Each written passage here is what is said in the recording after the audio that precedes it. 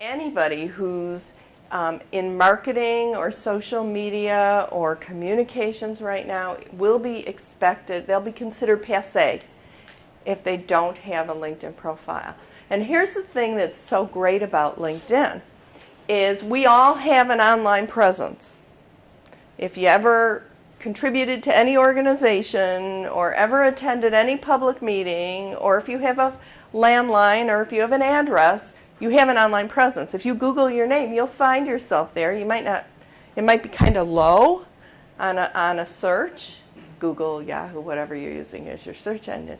But you all have an online presence, and LinkedIn is a fabulous way for you to control your online presence in a business and professional way.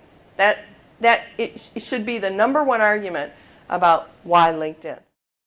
Any potential employer is going to search for you online right after they look at your resume. If your resume sparks their interest, they're going to put you in a search online.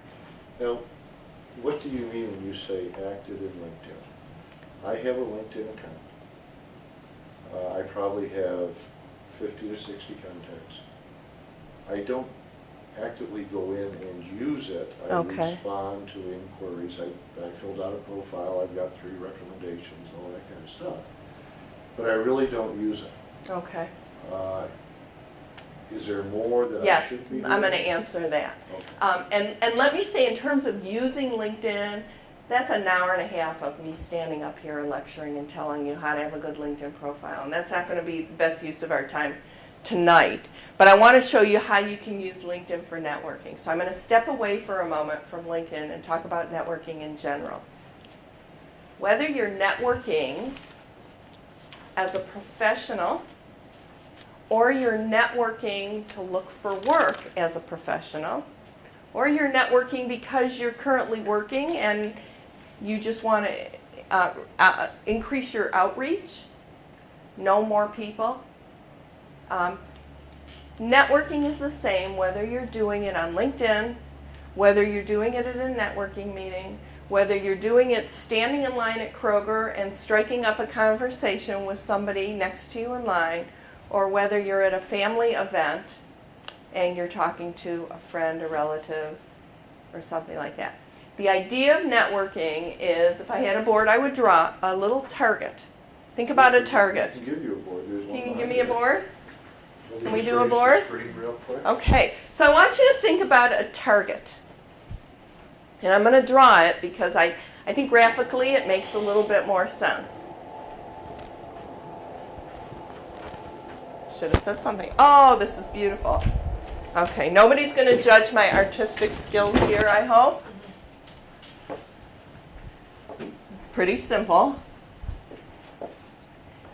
Now this is your networking concept. You're the center. We're all the center of our own universe, right? Okay, this is everybody you know. Everybody you know. Classmates, professors, service providers, the person that cuts your hair, the cleaners, your doctor, your neighbors, your friends, the parents of your friends or the parents of your children's friends, anybody you know. After tonight, I could be in the circle because we've met. LinkedIn calls these first-degree connections. Facebook calls them friends. These are the people that you know, like, and trust. We'll put it kind of in that category. You should always be looking to increase that circle. These are the people that you don't know, but that these people know. These are your friends of friends, your friends of family, people they know. LinkedIn calls them second-degree connections. Everybody gets where I'm going with this. So, theoretically, if you know 100 people, and I'm sure if you sat down and wrote a list of anybody you know, you'd get at least 100 people there. Theoretically, if you know 100 people, and each of those people know 100 people, any math majors in here? 10,000. You have a potential of 10,000 people that are your that are your second degree connections.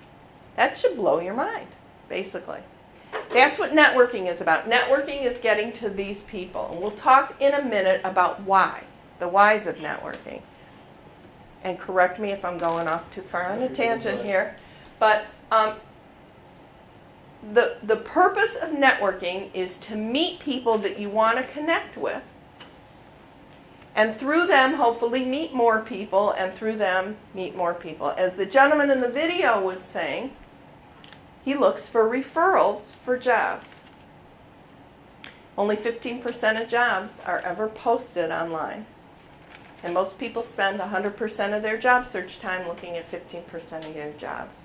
Most jobs, 85% of jobs, are word of mouth, networking, referrals. So you want to get on these people's radar, so to speak. So you use networking to increase the outreach that you have, the people that you know. When I first started networking, I was building my own business, and I remember thinking, I'm making new friends. I kind of felt like a child starting at a new school, and you get to make all these new friends. And that's what networking is really about. It's about making new friends. So that's kind of the way things are done in 2012 through networking. And one of the biggest barriers that people have about networking, and by networking I'm also talking about pushing your brand, spreading who you are, is that they feel like they're imposing on people. But anybody that's on LinkedIn is on for the purpose of networking. Anybody that's on Facebook is on for the purpose of sharing information. Anybody that's attending a networking event is there because they want to meet more people and make connections. And so the best thing I can tell you about using a network to promote yourself is to have a clear message. Have a clear message about why you are networking. So you might be networking to get a job, but the reality is not everybody's going to know about a job for you, but just about anybody can make a connection for you. So the bottom line is you're networking for connections. If you're networking because maybe you're trying to get more customers for your employer, yes, you're networking for more customers, but not everybody's going to be a good customer. But if you network for connections, you're going to get led to good customers. And you can really use that analogy with just about anything that you're doing. So it's about promoting what and connecting with people for what your ultimate, the ultimate connection need is. And that's whether you're networking on LinkedIn or you're networking at a networking meeting or, like I said, in any casual environment. The idea of networking is to increase your connections, because the greater your connections, the greater chance you'll have of finding somebody in your network that meets the need, so to speak, that you're networking for. I'm going to give you a couple examples. So to answer your question about LinkedIn, I'll jump in with that.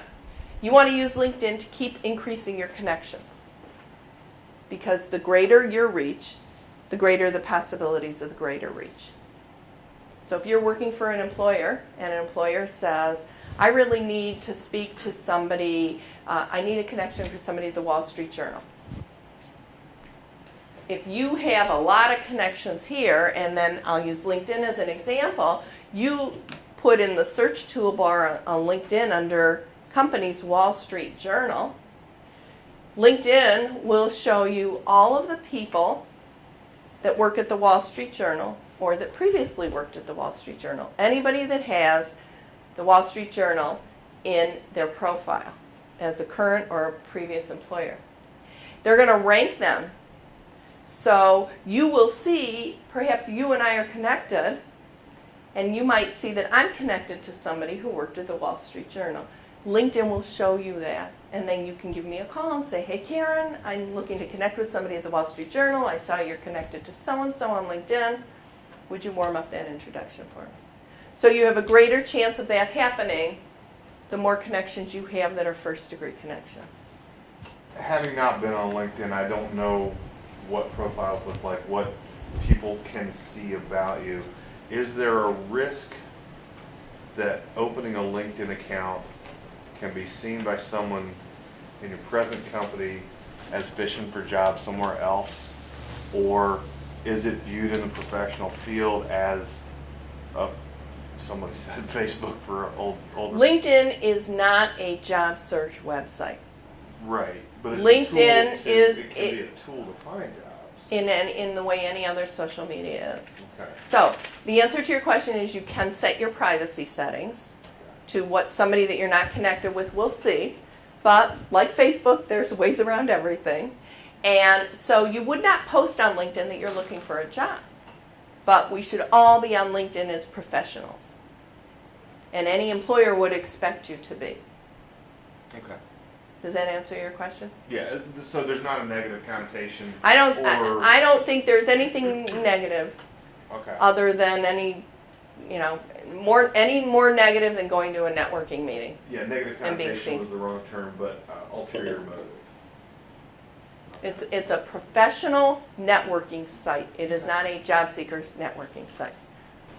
And you bring up a good point.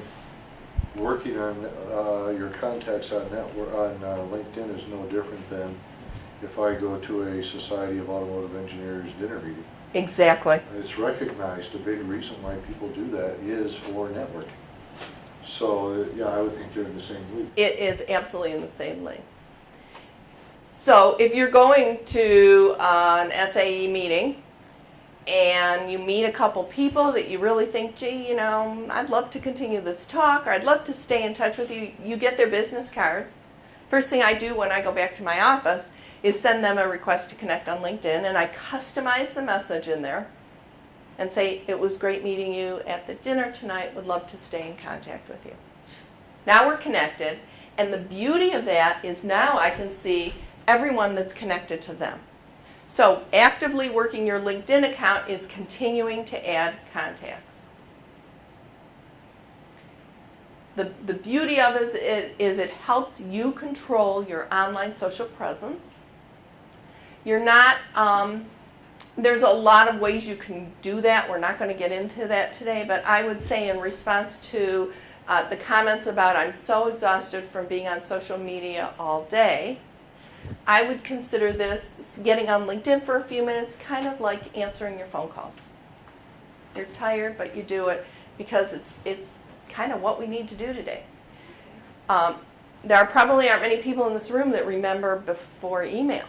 But when we first got email, there were people that said, I don't want to do that. I'm going to be doing that all day. And how much is email a part of our everyday work environment now? Could we even work without it?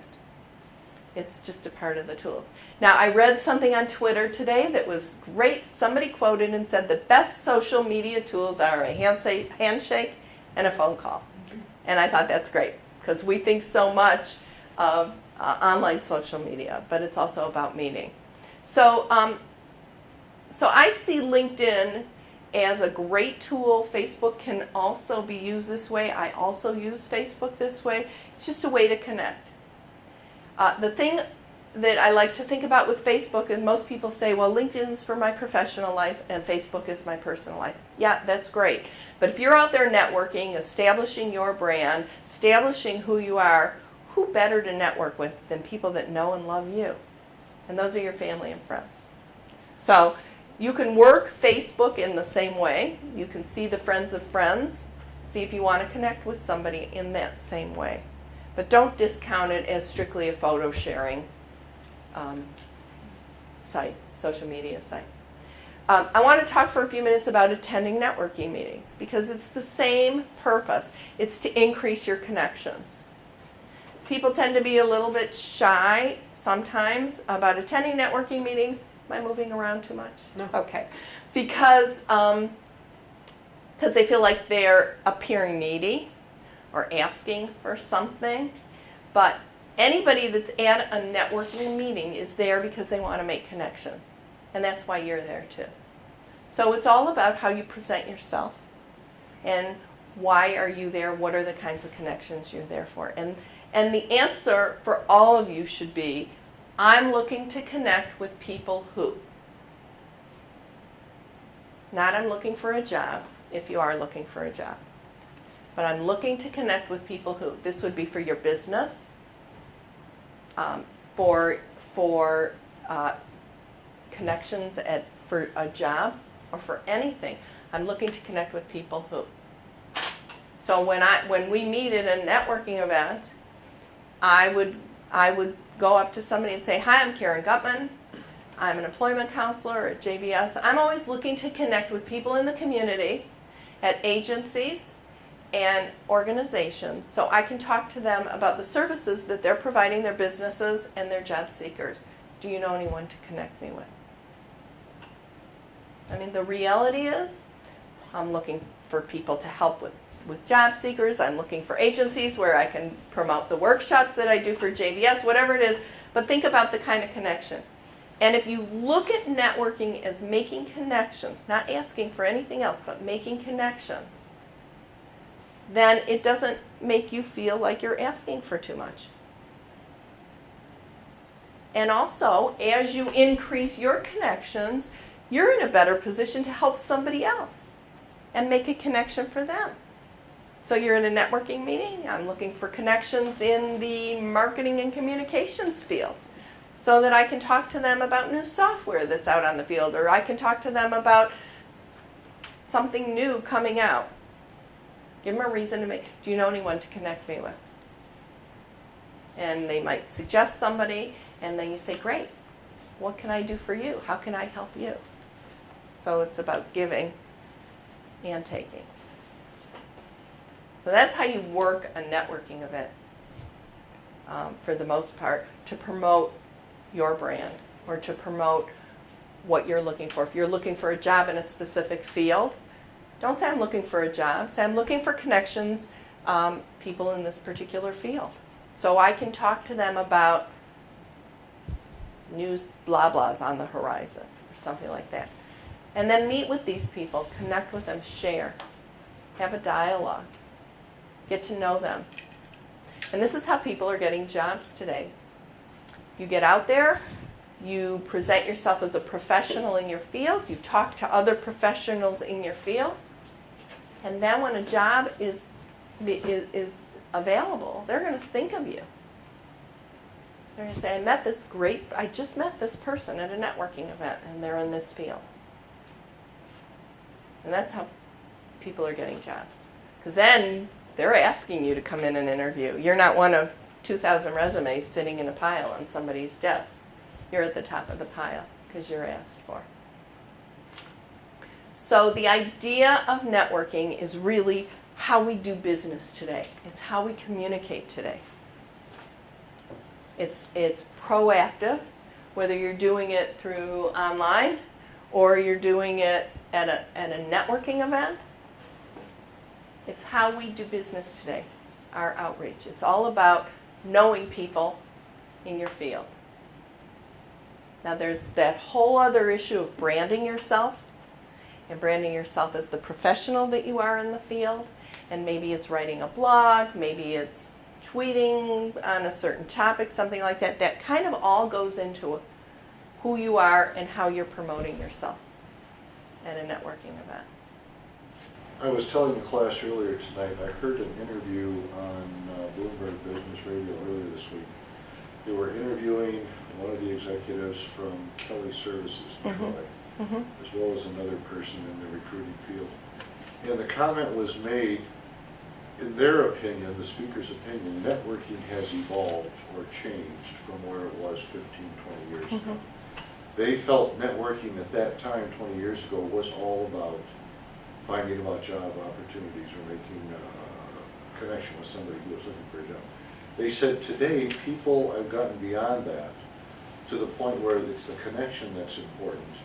And they're really trying to help one another more so than just looking out for themselves when they do the networking.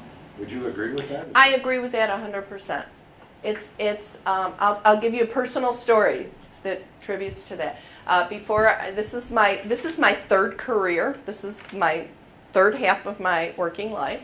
The first half of my working life, I was an executive at a home office of an insurance company. The middle third, I owned a business. I owned a business for 20 years. And did a lot of networking to build that business. Never even thought about networking for job search. Built my LinkedIn profile, built many of my customers and my contacts from networking, going to formal networking meetings. And I use those contacts today as an employment counselor. Totally different field. The business I owned had nothing to do with employment, but I still rely on those contacts when I'm looking to make for connections for people. I see myself as a connector. And we should all be connectors. So yes, it's evolved from my perspective, not so much from job search, but from sales. It used to be you'd go to a networking meeting and everybody was trying to sell to each other. And then people realized, well, if I try to sell to you, that's one sale. But if I talk to you about my product and say, do you know anybody you can connect me with, that could be a lot greater sales opportunity. And it's the same thing when you're searching for jobs or when you're making connections for your work. I can ask you if do you know of any jobs in employment counseling, and you're going to say, I really don't. And then you're going to feel bad, so you're going to say, but if you give me your resume, I'll hold on to it and I'll pass it along to anybody. That's like the kiss of death, right? He's only doing that because he feels bad that he can't help me. Nothing's really going to happen with that. And if he hears about a job in 3 weeks, chances are he's going to forget about me. But if I say to him, I'm looking for connections for people at agencies, religious congregations, to see if I can talk to them about their job search services, you're going to probably know somebody. You're going to say, or my neighbor does this, or my pastor might be interested. You're going to know somebody. You're going to feel good because you can help me. I'm going to get a great connection. I'm going to connect with you on LinkedIn, and we're going to be lifelong friends. So there's so much greater potential. So I totally agree that's how it's done today. And it's done whether it's job search, branding yourself, out there selling for a business that you work for, out there making connections, if you're in public relations, making the right kinds of connections. Whatever your field is, networking will help you further the cause that you're hired for by an employer, and will also help you further yourself professionally. Because you're going to now have all these great contacts. So in order to stay motivated, I don't want to forget that because it's so important. Think of it almost as a game or making new friends. This is great. I have connected with people that I would say are heroes of mine, authors, speakers, people who I've really admired, people either in the public eye or very private people that have wonderful stories to tell. I've been able to connect with them. And it brings me a lot of joy and pleasure. And I know that I can help them and they can help me. There is a whole other topic on working LinkedIn, staying connected, and using those connections for good, for helping people. And if you think of it that way, you'll get enjoyment out of it. It won't be tedious. I like to think of it as making new friends. I'm a pretty outgoing person, and I like to make new friends. If you're not a real outgoing person and you'd rather stay home and read a book and you're not energized by making friends, then look at it as making connections. And if you're using LinkedIn, it's a little more passive than being out there at a networking meeting. It might be a little more comfortable for you. One other comment that I want to make about networking is now you've met somebody, you've added them to LinkedIn, you've invited them to connect on LinkedIn. Maybe you've met them at a networking event and you say, wow, I really enjoyed talking to you for these 30 seconds where we've connected. Would you like to meet for coffee sometime? I feel like maybe we can help each other, share some synergy, things like that. And then you go on with that. You want to stay connected to people. You want to stay on their minds. Another reason to stay updated with LinkedIn is maybe you see a great article about something in your field. So you post it on LinkedIn. You post it. People see that you've had an update to your profile. People get updates just saying that your profile has been updated. That drives traffic to your LinkedIn site, which will help you rise on search engine optimization because the traffic to your LinkedIn page is like traffic to a website. In addition, you're providing value. You're providing a nice article. So you're giving your followers something, in essence. Yeah, just a little more detail on what you're talking about. I will get notices, email notices that so-and-so's profile has been updated. But you get specific, it will tell me with respect to what? A new job Right. classification, new skills learned. They've added some kind of expertise. So it's very specific. So if I see somebody has updated their profile to include program management certification, I'm assuming that's to prompt me to think, oh, I'm looking for a good program manager, or I know somebody who's looking for a program manager. It just helps feed the desire to go and check what this change is. Absolutely, absolutely. If you publish an article, put a link to that. People will want to go to that. You can update your LinkedIn profile with the specific strategy of having that update email sent out and driving traffic back to your LinkedIn profile. The other thing is keep people on your mind. So if you meet somebody at a networking event and you talked about something specific and you want to stay on their minds, maybe you know there's a potential there. Maybe they work at a company that you're interested in getting into. Then maybe every 2 weeks you shoot an email to them with an article you happen to find online that you went searching for, but you might just say, I saw this article and thought of you. Just a way to kind of stay in front of them. The other thing that I will say is when you are actually conducting a job search and you hopefully have your list of target companies that you want to work at, then you can strategically use LinkedIn, networking events, any of those opportunities to find people at those companies. And then your connection question becomes, I'm looking to connect with somebody at ABC company. So I can talk to them about where their mission statement or where they're going in the future. Or I saw this job posting, I'd like some more information about it. And the greater these numbers are, the greater the chance that you're going to have a connection to that company. How are we doing on time? Another 10 minutes or so. Okay, maybe all a little right. more if Okay, you have is this the questions. kind of information that you were hoping to have? It's what I was looking for. Is this along the Okay. lines of what other folks were hoping? So what are some questions that you have about this? Or fears? I can give you some techniques for cope.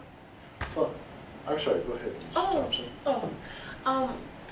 Is there, like, what type of, you said that networking is kind of like the same objective, both online and in person.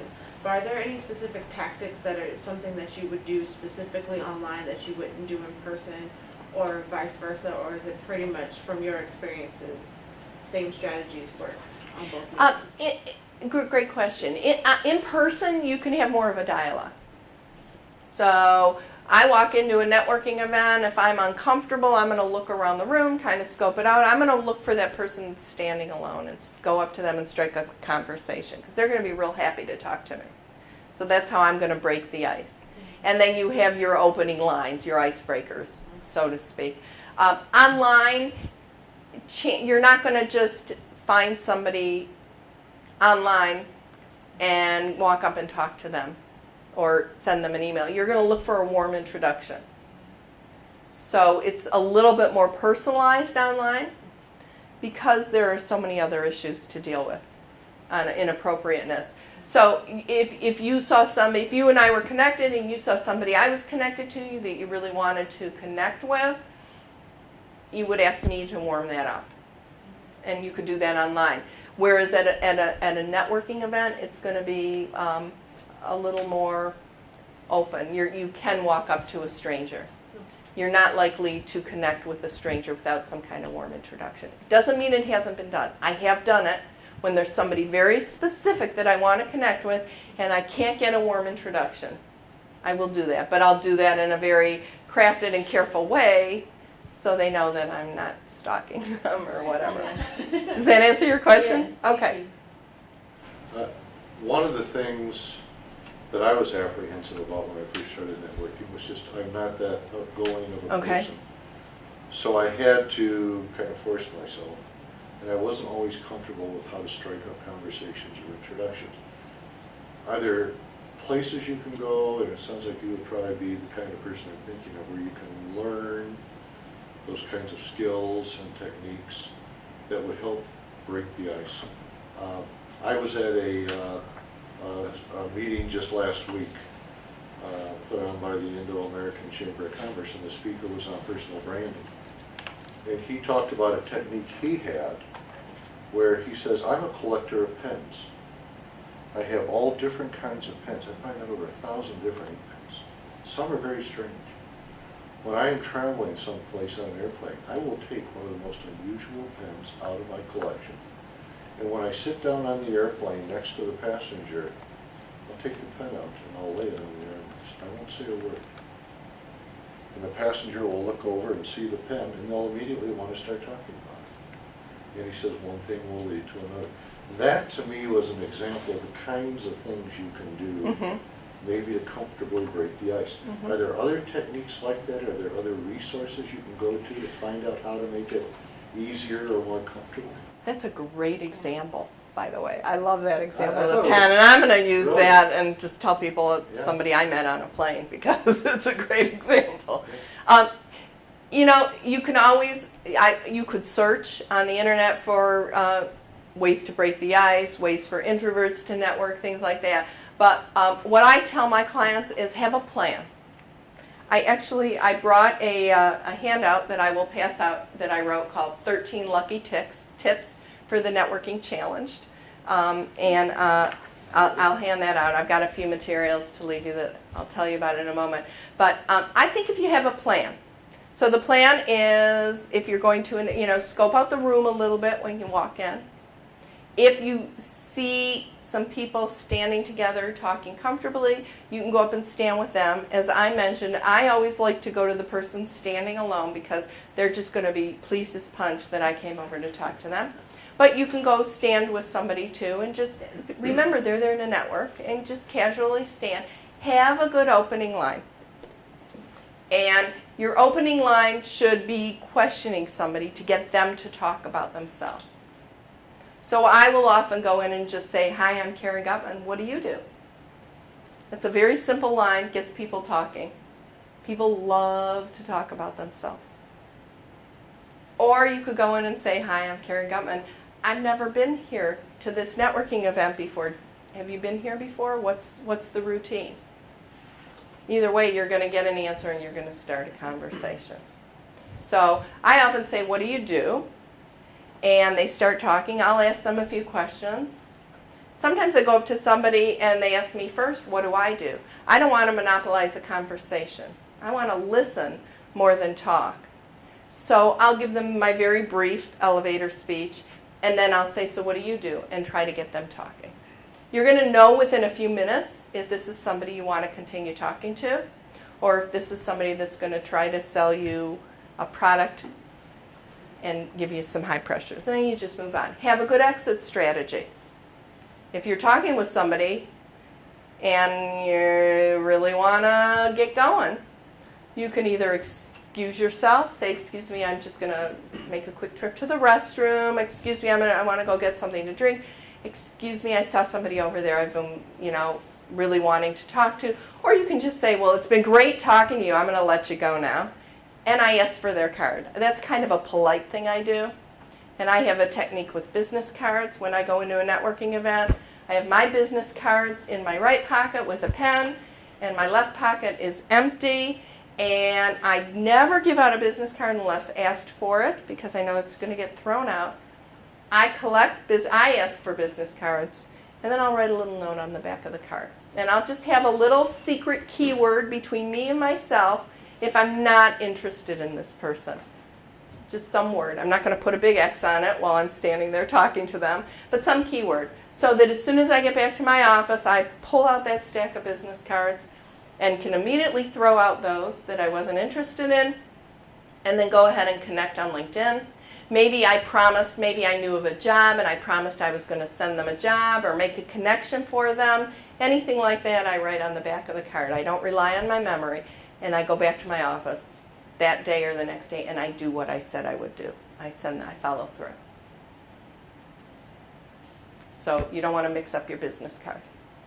But it's not about handing out yours, it's about getting the business cards and being in control of that. Other questions? Yeah, you gave some good examples of staying in touch. About a year ago, I had the opportunity to do a job shadow within my company with a group of people that I one day wanted to work with, and I knew that going into it. But at that point, I was really clear about my message, as you were talking about, that I was just going to be a sponge during that day and Great. soak up information and ask questions. And after that day, the next day, I sent everyone that I met, like a dozen or so people, thank you email. It was personalized. Great. And then I dropped the ball. And Okay. they said thanks back and let me know if you have questions. 11 months down the road, there's been no communication. I mean, does that matter too much? I mean, I've made that first impression. That's good, but I mean, you gave some examples like sending an article every now and then. Hey, I found this is interesting. You might like it. That sort of thing. But coming away from a networking event or coming away from this job shadow type of event, there was about a dozen people. It's hard to keep up with all of them at once. Do you have any other tips on keeping those connections open? You know what I mean? Well, Excel, you can get yourself a good spreadsheet and just make sure that you take a few minutes to follow up. You could send all of them the same article if they're the same company as a means to get in touch. I got an email not long ago from somebody that I had not talked to in 30 years. Somebody I worked with 30 years ago. And never once when I got that email did I think, why is he contacting me now? I thought, oh, cool. This is really neat. Let's talk, what have you been doing since? So 11 months is nothing. Okay, I want you to commit to me, if that's a company you want to work with, within the next few days you're going to reconnect with those people. You're going to shoot them an email and say, I can't believe how long it's been since I did the job shadow. I still think about, what I learned and how meaningful that was to me. I'm doing this with my education, or I'm doing this. Could I buy you a cup of coffee sometime and just pick your brain for some thoughts about the industry? Something like that. It's never too late. And connect with them on LinkedIn and send them that little message on LinkedIn. Yeah. Those are great resources. And get those people to write a recommendation for you on LinkedIn. We didn't even talk about that. I do have some materials that I brought you. I do have a folder, just a little bit on JVS. There's one for all of you. And then I have two handouts. Hopefully, if that's okay with you, some tips on networking. And a lot of people ask me, how do I find networking meetings? So there's just a couple places to start right now. I would say the best place to start would be an association that you're affiliated with. They probably have networking meetings and chambers, and there's a lot, but there's a handout for you for that. Any? Just a final thought. We've talked a lot about the social networking and LinkedIn. I guess in my mind that's a tool, but there are a lot of other tools out there, and some of them we've talked about. I was going to ask you business cards. Are they still appropriate? And it sounds like yes. Absolutely. Business card that's the commodity exchanged at any networking meeting. And all you need on there is your contact information. Your name, give yourself a title. Your title is what you want to do, and it could be just professional, communications professional. And you're emailing your phone number. You don't need an address. And then the other thing I was going to mention was belonging to associations, or at least attending association and professional group meetings. And I think a lot of people fall into the trap of, if I'm a technical writer, I'm going to belong to the Society for Technical Communication and go to STC meetings, which is fine. But if I'm trying to find contacts and possible employers and clients and customers, I need to go to those meetings where those customers and clients will reside. Society of Automotive Engineers or a manufacturing group.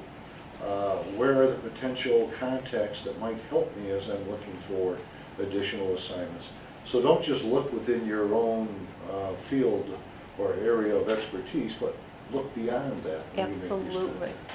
Absolutely. And what sometimes is helpful was some of those meetings happen during conventions. and it might need to be a member to attend that, or it might be very expensive to join and they only allow members to join. What has worked for some people is call up the association and say, I'm a student at LTU. I would love to attend that meeting, but I'm not in a financial position right now where I can join. Could I work the registration table in exchange for attending the meeting? And sometimes they're really happy to do that. Mhm. But the great suggestion. And Any other- look for those associations on LinkedIn too. There's a lot of great groups on LinkedIn. Absolutely. Any other questions? If not, well, thank you very much, Ms. You're Goodman. very I welcome. appreciate it. You're welcome. I hope this was helpful. I'll leave these Thank with for the you. materials. I will. All right. And, if you want me to sign my drawing here,